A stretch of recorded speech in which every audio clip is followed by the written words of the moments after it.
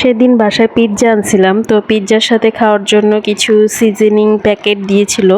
তো এই প্যাকেটগুলোর মধ্যে চিলি ফ্লেক্স, ব্ল্যাক পেপার, অরগানো এগুলি ছিল।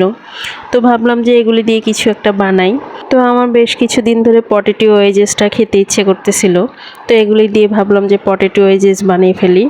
তো যে ভাবনা সেই কাজ, পটেটো ওয়েজেস বানানোর জন্য কিচেনে চলে আসলাম। তো অলরেডি আমি পটেটো কেটেও ফেলছি।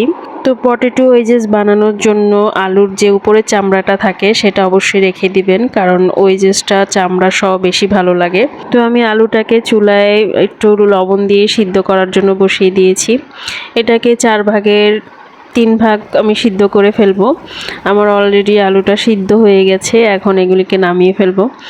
তো এই যে আমার সেই সিদ্ধ করা আলু, এখন আমি এখানে একে একে সব উপকরণগুলি দিয়ে দিব। তো প্রথমে আমি পিৎজার সাথে যে মশলাগুলি দিয়েছিল সেগুলি আমি একে একে দিয়ে দিচ্ছি। এখানে ব্ল্যাক পেপার ছিল, অরগানো ছিল, আরও ছিল চিলি ফ্লেক্স। তো প্যাকেটের মশলাগুলো দেওয়ার পরে আমি এখানে কিছু ধনিয়া পাতা কুচি দিয়ে দিলাম। এরপর আমি এখানে একটু আদা বাটা আর একটু জিরা বাটা দিলাম। এরপর আমি এখানে কিছু ময়দা দিয়ে দিব। ময়দাটা আপনারা আপনাদের আলুর পরিমাণ বুঝে দিবেন, খুব বেশি দেওয়ার দরকার নাই। এরপর আমি এখানে সামান্য একটু লবণ দিব, কারণ আমি আগেই লবণ দিয়ে সিদ্ধ করে নিছিলাম, তাই সামান্য একটু লবণ দিলাম। এর আগে আমি আবার আধা চামচ গুঁড়া মরিচ দিছি, কারণ ওয়েজেসটা বেশি ঝাল হলেই ভালো লাগে। এখন আমি সমস্ত উপকরণ একসাথে মেখে নিব।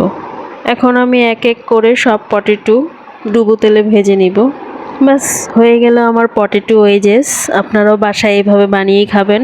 আর এটা খেতে অনেক বেশি মজা হয়েছিল, কারণ অরগানোর একটা ফ্লেভার আর ধনিয়া পাতার ফ্লেভার দুইটা মিলে অসম্ভব মজা লাগছিল এটা। তো ঠিক আছে, আজ এই পর্যন্তই। সবাই ভালো থাকেন, সুস্থ থাকেন, নিরাপদে থাকেন। আল্লাহ হাফেজ।